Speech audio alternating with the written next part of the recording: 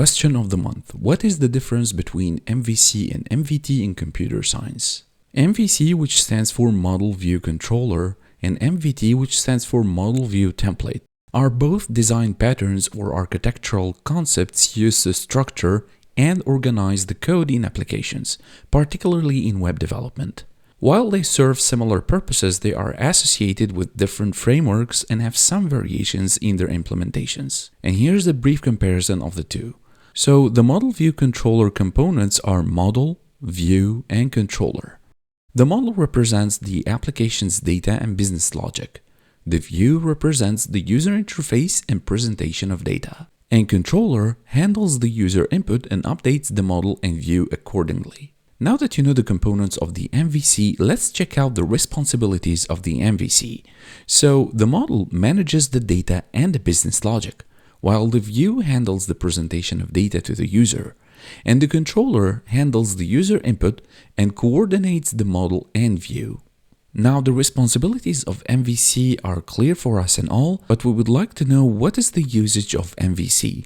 Well, MVC, as we said, is a design pattern or architectural pattern that is used in various programming languages and frameworks, including and not limited to Ruby on Rails, Spring for Java, and ASP.NET for C#. This in contrast to MVT or Model View Template. So the components of MVT are the model, the view, and the template naturally. The model represents the application's data and business logic. That's similar to MVC. Also, the view is very similar to MVC's views, that is to represent the user interface and presentation, while the template is the new component here, and this represents the structure and formatting of the view, but it doesn't include logic. And if we will talk about the responsibilities of the MVT, the model here manages data and business logic, the view handles the presentation of data, the same thing as we have seen in MVC. The template, however, defines the structure and formatting of the view. And if you have taken my Django crash course, you would see a full presentation on MVT. MVT is specifically associated with web frameworks like Django, which is a Python web framework, of course.